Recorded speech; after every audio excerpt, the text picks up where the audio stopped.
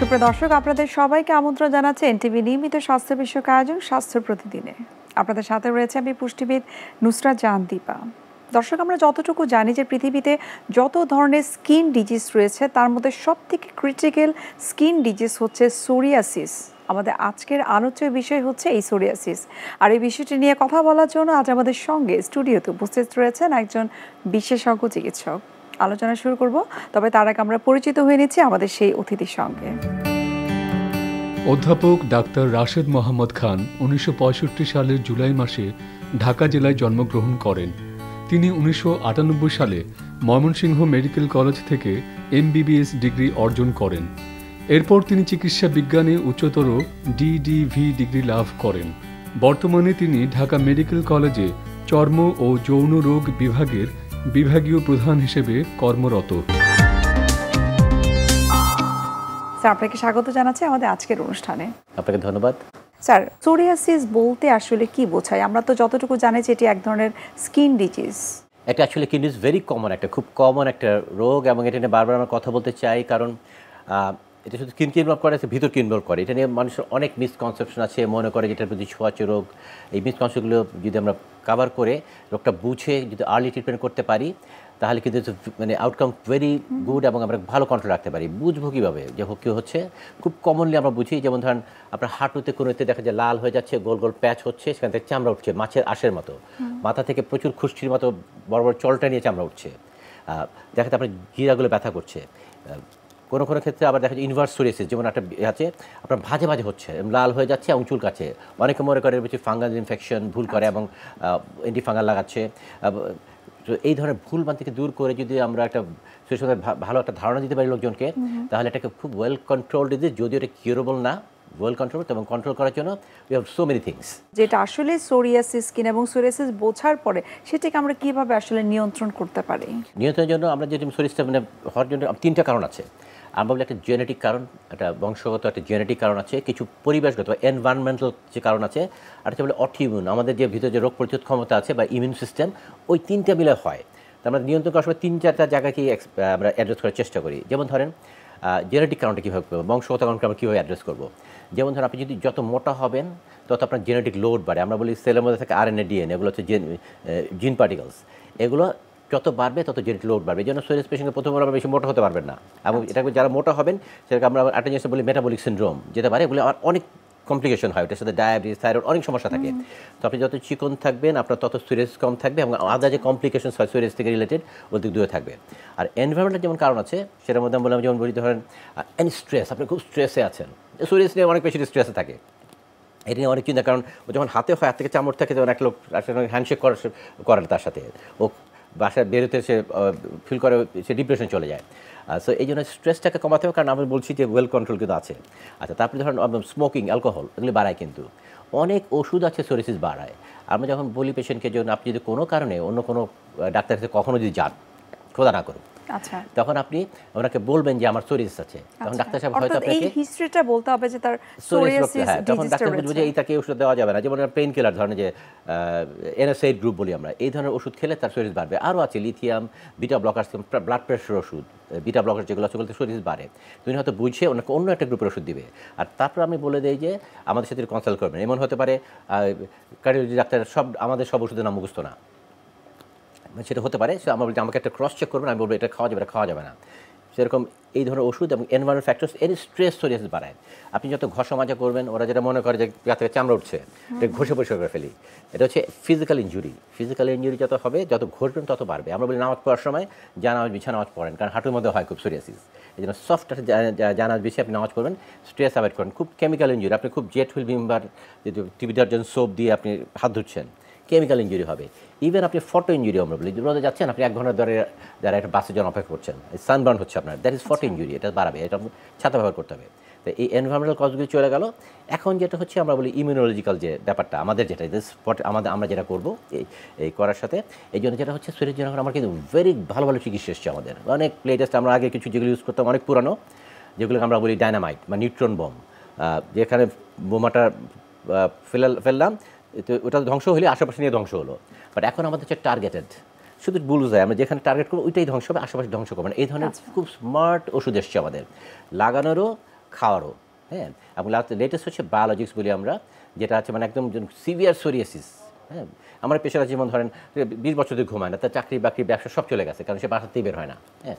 তাকে আমরা যখন এই বায়োলজিতে ট্রিট করলাম, এখন তাকে কেউ বুঝবে না দেখলে তার সোরিয়াসিস ছিল। সো এই ধরনের স্মার্ট ট্রিটমেন্ট আছে, এটাকে মনে রাখতে হবে। সো সোরিয়াসিস পেশেন্ট যারা আছে, এতে বলার উদ্দেশ্য এটাই যে আপনার ঘরে বসে থাকবেন না, ডিপ্রেশনে থাকবেন না, সংকোচের কিছু নেই, ঘর থেকে বের হয়ে আসেন, একটা বিশেষ চিকিৎসার কাছে গিয়ে ভালো চিকিৎসা নেন। There very good treatments.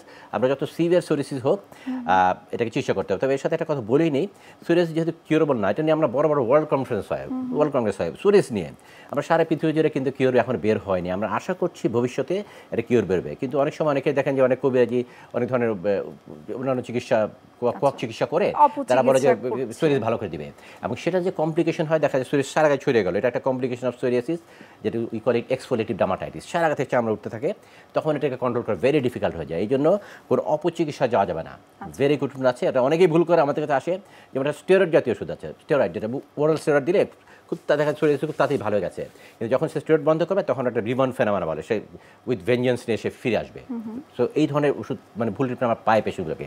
সুতরাং সোরিয়াসিস ট্রিটমেন্ট করার সময় আপনাকে খুব হিসাব করে চিকিৎসা করতে হবে। আমরা কিছু পরীক্ষা নিরীক্ষা করবো, আপনাকে ট্রিটমেন্ট দেওয়ার সময় we have lot of investigations, আমরা করে বুঝে নিব আপনার ভিতরে বাইরের কথা বললাম। সোরিয়াসিস শুধু স্কিন ডিজিজ না, কিন্তু is very much A systemic disease, আপনার ভিতরকে এফেক্ট করতে পারে। যেমন ধরেন এর জয়েন্টকে এফেক্ট করতে পারে, জয়েন্টকে এফেক্ট করতে পারে। আমরা আসলে চাপ দিয়ে দেখি আপনার কোথাও ব্যথা আছে, আপনার কোমরে ব্যথা আছে কিনা, আমরা বলি সোরিয়াটিক আর্থ্রাইটিস। এবং এটার জন্য আর্লি ডায়াগনোসিস সো ইম্পর্টেন্ট, কারণ হচ্ছে একবার যে জয়েন্ট ড্যামেজ হয়ে যায় এটা রিভার্সেবল না। তো আমরা সেই জন্য যেটা করি যে আসলে দেখে নিই, কিন্তু এবং আমরা আর্লি ডায়াগনোস করলে রিভার্সটাকে প্রিভেন্ট করতে পারি। ঠিকমতো সোরিয়াসিস কন্ট্রোল না করে আপনার হার্টকে এফেক্ট করতে পারে। So very much systemic. So হেলাফেলা করা যাবে না। অনেকে যেটা করেন দেরি করে আসেন। সো আমি বলার এটা উদ্দেশ্য, এই টপিকটা বারবারই কথা বলতে চাই, যেটা ভেরি ওয়েল কন্ট্রোল, আমাদের ভালো ভালো ওষুধ আছে, খুব ভালো কন্ট্রোল করা যেতে পারে। আচ্ছা, এই যে আপনি বললেন যে সোরিয়াসিস যাদের হচ্ছে, অনেক সময় দেখা যায় অনেক দেরিতে তারা ট্রিটমেন্টে আসছে বা ডাক্তারের শরণাপন্ন হচ্ছে, কিন্তু অনেক সময় তো তারা তো বুঝতেই পারে না যে এটি আসলে সোরিয়াসিস। তারা নর্মাল ফাঙ্গাল ইনফেকশন বা অন্য কোনো স্কিন ডিজিজ মনে করে ভুল কিছু ট্রিটমেন্ট করছে। আপনার কাছে এটার ক্লিনিক্যাল কিছু ফিচার্স জানতে চাই বা সিমটমস জানতে চাই। সেটা যে বলছিলাম, দেখা যাবে যে আপনার হাঁটুতে কনুইতে মাথায় লাল লাল প্যাচ হচ্ছে, সেখানে মাথার আশের মতো চামড়া উঠছে, মাথার আসলে চামড়া উঠতে থাকে, এবং মাথা থেকে দেখে পুরো কাপড় ভরে যাচ্ছে ইসে দিয়ে, স্কেল দিয়ে এরকম ভরে যাচ্ছে। এটা হচ্ছে ভেরি কমন, সবাই কমন। তারপরে আরও কিছু কিছু ফিচার্স আছে, যেমন আমরা ইনভার্স সোরিয়াসিস বলি, এগুলো খুব বেশি পাওয়া যায় না, কম পাওয়া যায়, ভাজে ভাজে হয়। এই যে এক্সটেন্সর সারফেস যেটা বলে, এক্সটেন্সর সারফেস হয়, ভাজে ভাজে হয়, সেটা ইনভার্স সোরিয়াসিস বলি। আবার একটা আছে যেমন ধরেন যে সোরিয়াটিক আর্থ্রাইটিস, এটা কিন্তু দেখা যায় সোরিয়াস পুঁথেই বোঝা যাচ্ছে না, শুধু জয়েন্ট পেন করছে, তখন আমরা নখগুলো পরীক্ষা করি, নখের উপরে দেখা যায় আমরা পিটিং বলি, ছোটো পিতল, আমরা নেক দিয়ে বুঝে ফেলি যে হ্যাঁ, এবং সাথে আমরা একটু আঙুল চাপ দিয়ে দেখলেই বুঝতে পারি যে আর্থ্রাইটিস আছে কিনা। এই জন্য আর্লি ডায়াগনোসিস যেটা বলছি, যেটা যদি বুঝি এগুলো আমরা, এরকম যদি আপনি দেখেন হচ্ছে, অবশ্যই একজন বিশেষ চিকিৎসা দেখা করে প্রপার চিকিৎসা নিতে হবে। এক্ষেত্রে আমি একটু জানতে চাই, তার মানে কি সোরিয়াসিসের সঙ্গে আর্থ্রাইটিসের একটা রিলেশন রয়েছে, নাকি আর্থ্রাইটিসের সঙ্গে সোরিয়াসিসের একটা রিলেশন রয়েছে? সোরিয়াসিস ইটসেলফ আর্থ্রাইটিসের সাথে করে, যে জিনিসটাকে আমরা বলি যে সোরিয়াসিস জন্য হয়, মানে আমরা বলি সাইটোকাইনস বলি, এটা IL-17 বলে, আপনি ইন্টারলিউকিন 17, ওটা সেম জিনিসটা ওই জয়েন্টকে এফেক্ট করে, জয়েন্ট থেকে সেখান থেকে জয়েন্ট আর্থ্রাইটিস হচ্ছে, দে ওয়ার্ক টুগেদার, একসাথে কাজ করে, সব কিছু মিলে ভিতরে বাইরে। সো আমরা এই দিকে খুব সিরিয়াসলি দেখতে হবে। আচ্ছা, আপনি যেমনটি বলছিলেন যে ওয়ার্ল্ড ওয়াইড কিন্তু অনেক আধুনিক চিকিৎসা রয়েছে এবং বিভিন্ন ধরনের আপনারা কর্মসূচি পালন করে থাকেন। বাংলাদেশেও কিন্তু আমরা জানি যে একটা সোরিয়াসিস ক্লাব রয়েছে, সেই ক্লাবের মাধ্যমে আসলে আপনারা কি কি ধরনের আপনাদের অ্যাক্টিভিটিস থাকে, অ্যাওয়ারনেস প্রোগ্রাম থাকে, কি কি থাকে আসলে? আমরা সবসময়, আমি সোরিয়াসিস অ্যাওয়ারনেস ক্লাবের ভাইস প্রেসিডেন্ট, আমরা সবসময় অ্যাওয়ারনেস প্রোগ্রাম চালিয়ে যাচ্ছি। আমাদের একটা সেন্টার আছে, সেখানে আমাদের ফটোথেরাপি থেকে শুরু করে যে লেটেস্ট ট্রিটমেন্টগুলো আমরা দিয়ে থাকি, যত রকম সব, ইনক্লুডিং দ্য বায়োলজিক্স, যে আমরা বললাম যে লেটেস্ট ট্রিটমেন্ট যেগুলো টার্গেটেড, ভেরি টার্গেটেড, একদম ভেরি, যে জায়গাটা যে আমরা সাইটোকাইনস বললাম IL-17, সেটাকেই ব্লক করে দেয়। তার মানে আর কোনো কিছু এফেক্ট করলাম না। আমাদের অনেক কিছু আছে, ইমিউন সিস্টেম অনেক কিছু তৈরি করে, আমি যদি সামনের দিকে ব্লক করি তাহলে অনেক কিছু ব্লক হয়ে যায়। আমি যদি লাস্ট থেকে যদি ওই জায়গাটাকে ব্লক করে দিই, তাহলে ওই জায়গাটা এসে আমরা স্টপ করে দিলাম। তো এই ধরনের ওষুধ আছে, এবং খাওয়ার ওষুধ আছে যেটাকে ওই সেম জায়গায় টার্গেটকে এফেক্ট করে। এছাড়া আমাদের পুরনো অনেক ওষুধ আছে, কম দামি, বেশি দামি, এই বায়োলজিক্যাল দাম বেশি, আর আমরা চেষ্টা করি প্রথমে হয়তো একটা যদি তাদের খুব সিরিয়াস থাকে তাদেরকে আমরা একটু বায়োলজিক্যাল কন্ট্রোল করে নেই, সেখানে আমরা মুখে খাওয়ার ওষুধে চলে আসি। আমরা চেষ্টা করি ওষুধ আরও কত কমানো যায় কিনা, লাইফস্টাইল মডিফিকেশন যেগুলো বললাম আমি, ওগুলো দিয়ে কত কম ওষুধের লং টার্ম, আপনাকে কত কম সাইড ইফেক্টে আপনাকে লম্বা সময় ভালো রাখা যায়, এটি আমাদের চেষ্টা। রোগটা কমে গেছে, আমরা একটা ওষুধ কমালাম, আবার কোথাও একটু ফ্লেয়ার করছে, আমরা আবার বাড়ালাম একটু ওষুধগুলো, এরকম করে কিন্তু আমরা লম্বা সময় আমরা এটা খুব ভালো কন্ট্রোল রাখতে পারি। আচ্ছা, সোরিয়াসিস ট্রিটমেন্টের পার্ট হিসেবে তো আপনি তো বলছেন যে medicine is very important as well anxiety কন্ট্রোলটা অর্থাৎ লাইফস্টাইল মডিফিকেশন এটার মধ্যেই পড়ে, এটি নিয়ন্ত্রণ করা খুব বেশি গুরুত্বপূর্ণ। একটু জানতে চাই যে লাইফস্টাইল মডিফিকেশনের মধ্যে কোন কোন পার্টগুলো পড়ে? আচ্ছা, আমি যেটা সবসময় বলি যে হেলদি লিভিং, আপনি সুগার অ্যান্ড সুগারের ড্রিঙ্কস অ্যাভয়েড করেন, চিনি খেলে আপনি বসে মোটা হবেন, ঠিক আছে? আপনি সবজি বেশি খান, খাওয়া দাওয়ার মধ্যে আমরা বলি যদি একটু কন্ট্রোভার্সি আছে গরু খাসি খেতে না করি, আপনার প্রোটিন সোর্স হবে মাছ, মুরগি, ডিম। আর আপনি এর সাথে রেগুলার এক্সারসাইজ করবেন যাতে মোটা হয়ে না যান। রেগুলার যদি এক্সারসাইজ করেন, এক্সারসাইজ আপনাকে ওই আপনার যে ইমিউন সিস্টেম ব্যালেন্সটাকে অনেক বেটার রাখে কিন্তু। হ্যাঁ, এটা ইমিউন সিস্টেমে আমাদের রোগ প্রতিরোধ ক্ষমতা, ইমিউন সিস্টেমের একটা হাইপার অ্যাক্টিভিটি হচ্ছে, ওটাকে নর্মালাইজ করতে হলে exercise is also very important. তো আপনি যদি একটা হেলদি লাইফ লিড করেন, একটা প্রপার ঘুম দেন, আপনার স্ট্রেস চলে যাবে। আর স্ট্রেসের জন্য আমাদের কিছু ওষুধ আছে কিন্তু, যদি একটা চাকরি চলে গেছে, কোনো দুর্ঘটনা করেছে, ওই সময় আমি সোরিয়াসিস পেশেন্টগুলো আপনার কিছু অ্যান্টি অ্যাংজাইটি মেডিসিন আছে আমাদের স্পেশাল, ওই সময় আপনি ওষুধ খান, নাহলে ওই অ্যাংজাইটি স্ট্রেস থেকে আপনার সোরিয়াসিস ফ্লেয়ার করতে পারে। ওই সময়ের জন্য আমরা তাদেরকে কিছু মেডিসিন প্রেসক্রাইব করি ওই স্ট্রেসটা সময়টাকে পার করে দেওয়ার জন্য, তাহলে সোরিয়াসিসটা আরও ভালো কন্ট্রোলে থাকে। আচ্ছা স্যার, সোরিয়াসিসের ইনভেস্টিগেশনটা আসলে আপনারা কিভাবে করে থাকেন? আচ্ছা, প্রথমত আমরা কিছু ক্লিনিক্যাল সাইন্স আমরা ফাইন্ড আউট করার চেষ্টা করি। যেমন ধর একটা সাইন আছে আমরা বলি অসপিস সাইন, সেটা কি? সেটা যদি আমরা যদি স্কেলটাকে ফোর্সফুলি রিমুভ করি, দেখা যায় ব্লিডিং স্পট অ্যাপিয়ার করছে, এটা দেখে বুঝে যায় এটা সোরিয়াসিস। এছাড়া আমাদের আরেকটা যন্ত্র আছে, উই কল ইট ডার্মোস্কোপ। এটা কাইন্ড অফ মাইক্রোস্কোপ, আমাদের হ্যান্ড হেল্ড মাইক্রোস্কোপের মতো।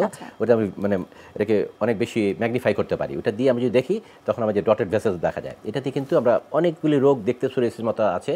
আমরা সোরিয়াসিফর্ম ইরাপশনস এরকম মধ্যে দেখতে মিমিক্স সোরিয়াসিস, ওগুলোর সাথে আমরা উই ক্যান ডিফারেন্সিয়েট করে ফেলতে পারি। তারপরে কোনো ক্ষেত্রে আমাদের কনফিউশন হয় যে আমরা নট সিরিয়াস না, আমার কাছাকাছি মনে হচ্ছে, দেখেন we go for a skin biopsy. একটা স্কিন বায়োপসি করে আমরা ছোটো একটু জায়গা অবশ করে আমরা ছোটো পিস, আমরা 5 বায়োপসি আছে আমাদের, বায়োপসি নিডল দিয়ে আমরা ছোটো একটা পিস অফ স্কিন নিয়ে আমরা যদি হিস্টোপ্যাথোলজি করে দেখি, তখন এটা কনফার্ম করে দেয়, হিস্টোলজিক ফিচার দেখে কিন্তু আমরা ওই কনফার্মিট।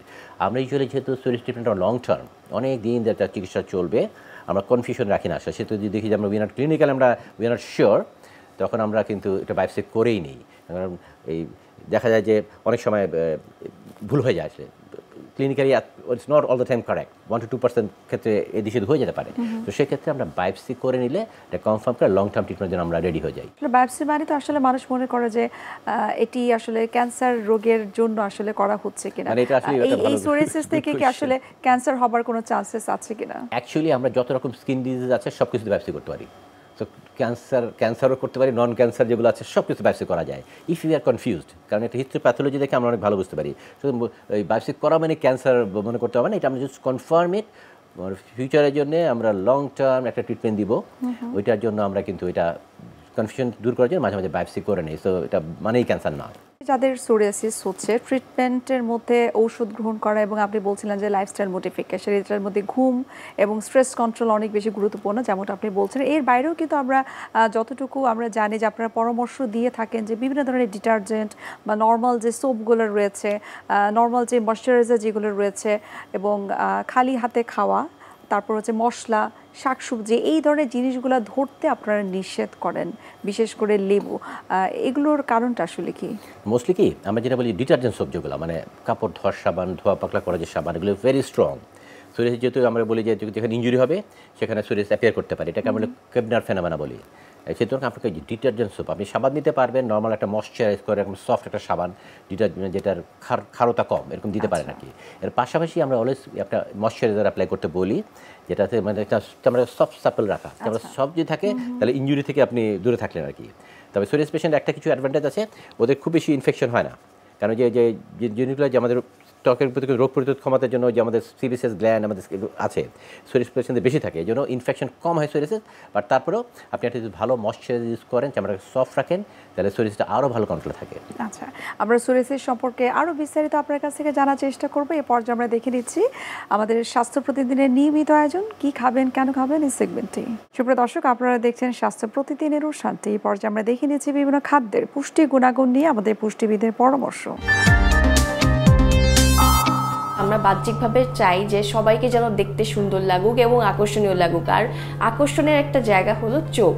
তাই চোখকে ভালো রাখার জন্য অবশ্যই আপনাকে রেগুলার একটা বিষয় মেনটেন করতে হবে, তা হলো ঠিকমতো ঘুমানো এবং সঠিক খাবার খাওয়া।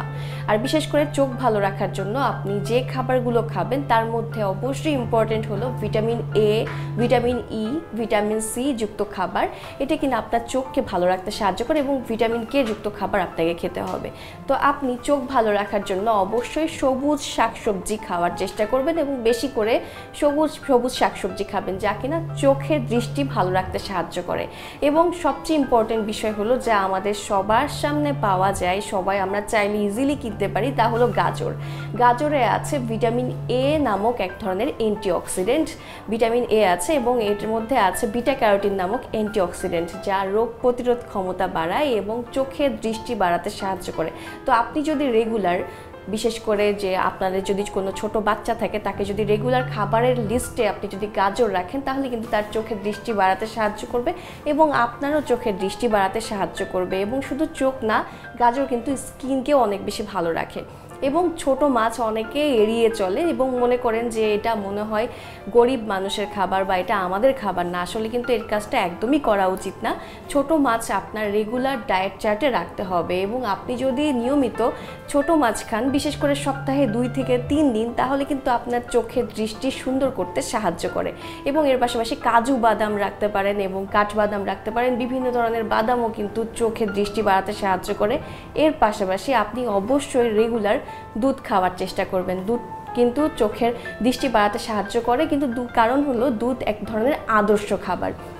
এর পাশাপাশি আপনি চোখকে অনেক বেশি ভালো রাখার জন্য অবশ্যই এখন বর্তমান যে ইলেকট্রনিক ডিভাইস আছে, যেমন ফোন, ল্যাপটপ, এগুলো থেকে আপনি একটু দূরে থাকবেন, দূরে থাকার চেষ্টা করবেন এবং অন্ততপক্ষে 20 মিনিট পর একটানা যখন আপনি ফোন দেখছেন অবশ্যই 20 মিনিটের একটা গ্যাপ রাখবেন। আমি জানি যে এখন বর্তমান ইলেকট্রনিক ডিভাইসের যুগে সবাই একটু ফোন ব্যবহার করতে বেশি পছন্দ করেন এবং ব্যবহার করছেন। আপনাকে অবশ্যই এই বিষয়ে বিশেষভাবে খেয়াল রাখতে হবে এবং চোখ সবসময় পরিষ্কার রাখার চেষ্টা করবেন। রোদের মধ্যে আপনি সানগ্লাস ব্যবহার করবেন এবং নিয়মিত ঘুমাবেন। ঘুম কিন্তু চোখের ক্ষেত্রে অনেক উপকারী।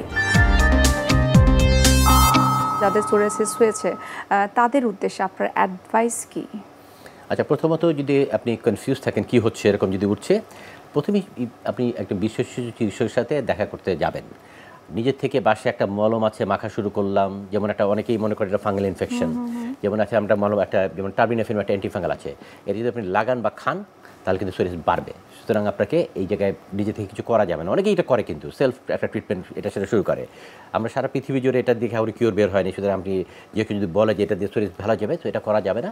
আপনি একটা প্রপার ট্রিটমেন্ট নেবেন এবং আর্লি ডায়াগনোসিস ভেরি ইম্পর্টেন্ট, যাতে আমরা যদি প্রথম দিন ডায়াগনোস করে ফেলতে পারি, এটা ওয়েল কন্ট্রোল করা যায়। অনেক সময় আমাদের কাছে একদম সরাসরি ছড়িয়ে নিয়ে আসে, কিন্তু তখন অনেক ডিফিকাল্ট হয়ে যায়। তখন আমাদের অনেক ওষুধ আছে, অনেক সিরিয়াস ওষুধ দিতে হয়, যেগুলো অনেক সাইড এফেক্ট আছে। আমরা বাধ্য হই তাকে দিতে এটা কন্ট্রোল করার জন্য। তো আমরা না করে খুব অল্প সেফ ওষুধ, বলতে গেলে সাইড এফেক্ট নেই, ইনভেস্টিগেশন লাগে না। আমাদের কিন্তু ওষুধের জন্য অনেক ইনভেস্টিগেশন লাগে। ওষুধ দেওয়ার জন্য আমার ওষুধটা কী সমস্যা করবে ওটা দেখে নিতে হয়। সেরকম কিন্তু মিনিমাম ইনভেস্টিগেশন লাগে, এরকম ওষুধ আছে আমাদের কাছে ভেরি সেফ, ওগুলো দিয়ে কিন্তু আমরা কন্ট্রোল করতে হয়। সেজন্য আপনাকে প্রথমত আপনি যদি মনে করেন প্রপার ডায়াগনোসিস করে আপনাকে ট্রিটমেন্টে যেতে হবে। আচ্ছা, অর্থাৎ আমরা বলতে পারি যে প্রথমে ডায়াগনোসিস, তারপর হচ্ছে ট্রিটমেন্ট। এবং আমরা অনুষ্ঠানে কিন্তু একেবারে শেষ পর্যায়ে চলে এসেছি। আপনার আলোচনা থেকে কিন্তু একটা জিনিস আমরা বুঝতে পেরেছি, যেমনটা আপনি বলছিলেন চমৎকারভাবে, যে সোরিয়াসিস একেবারে নিরাময় যোগ্য নয়, কিন্তু নিয়ন্ত্রণযোগ্য। এক্ষেত্রে সচেতন হওয়াটা অনেক বেশি গুরুত্বপূর্ণ।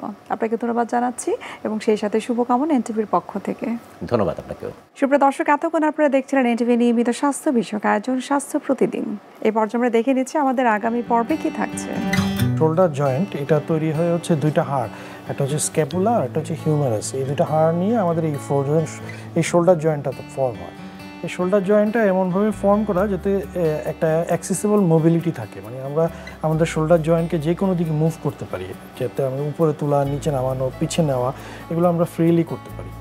তো এটা করার জন্য অনেকগুলো সহায়ক শক্তি আছে, যেমন হচ্ছে জয়েন্টের একটা ক্যাপসুল থাকে, জয়েন্টের ভেতরে অস্থিমজ্জা থাকে। এই যে অস্থিমজ্জা বা বোন মেরুগুলো আমাদের জয়েন্টের একটা হাড়কে আরেকটা হাড়ের উপর ফ্রিলি মুভ করতে সহায়তা করে। যদি কোনো কারণে এই জয়েন্টটা ফ্রিজ হয়ে যায়, মানে জয়েন্টটা একটা আরেকটার সাথে ফিউজ হয়ে যায়, লেগে যায়, তখন কিন্তু জয়েন্টে এমনি কোনো পেইন থাকে না, কিন্তু জয়েন্ট যখন আমি মুভ করতে যাই তখন কিন্তু সিভিয়ার পেইন হয়। বিশ্বের যে কোনো প্রান্ত থেকে যে কোনো সময় এনটিভি জনপ্রিয় অনুষ্ঠান স্বাস্থ্য প্রতিদিন দেখতে আপনারা ভিজিট করতে পারেন আমাদের পূর্ণাঙ্গ পোর্টাল www.ntvbd.com এ। এছাড়াও এনটিভির বিভিন্ন ধরনের জনপ্রিয় অনুষ্ঠান এবং নিউজ আপডেট পেতে আপনারা ভিজিট করতে পারেন আমাদের ইউটিউব চ্যানেল এবং ভেরিফাইড ফেসবুক পেজে। সুপ্রিয় দর্শক, আজ এখানে শেষ করতে হচ্ছে, দেখা হবে আবারও আপনাদের সঙ্গে। সে পর্যন্ত আপনারা সবাই ভালো থাকুন, সুস্থ থাকুন এবং সবসময় এনটিভির সঙ্গে থাকুন।